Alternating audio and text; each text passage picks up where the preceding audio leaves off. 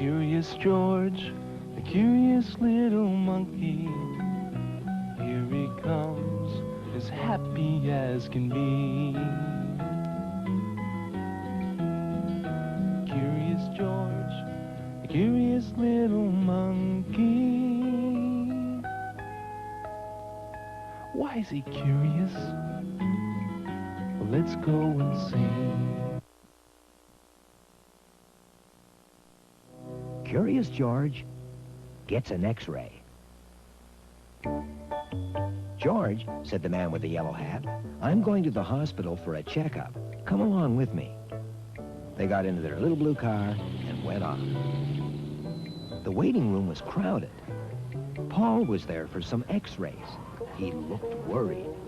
Now wait here for me, George, said the man, but don't get into trouble. And he left. George sat and waited. After a while, he got bored and sneaked out of the waiting room. Down the hall was a door with a sign on it. George peeked inside. A patient was lying on a large table, and a nurse was working with a giant camera. That's it, Mr. Adams, said the nurse. You make it up now. The X-rays will be ready in an hour. Let me take you back to your room. And they left. George looked at the camera. Could he take a picture of himself? He was curious. He jumped on the table, laid down, and waited. Nothing happened. Then he sat up. Still nothing happened. He turned on his tummy. Again, nothing.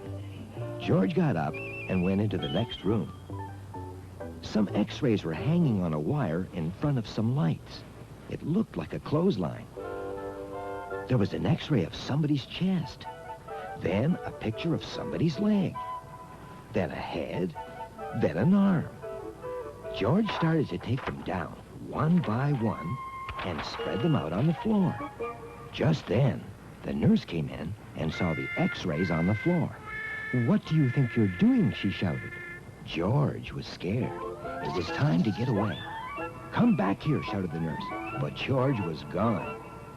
Back in the waiting room, George sat down and hid behind a book. A doctor and a nurse were talking with Paul. I don't want to be X-rayed, cried Paul. Why not? Asked the nurse. It doesn't hurt. I don't care, shouted Paul. If you keep crying, said the doctor, you'll scare all the other children. Then he turned to George. I've got an idea, he said. We'll give George an X-ray first, then Paul will see how easy it is. The doctor took Paul by one hand, George by the other, and they went to the X-ray room. There, the nurse put George on the X-ray table. At last, he was going to have his picture taken. Hold still, she said, and went out to take the X-ray. Then she came back. Now it's your turn, Paul, she said. Paul got on the table, and the nurse left again and took the X-rays. Is that all? Asked Paul. That wasn't bad. Just then, the other nurse ran into the room. There's that little monkey who mixed up all our X-rays, she shouted. Wait, said the doctor. If it wasn't for George, we wouldn't have been able to take Paul's X-rays.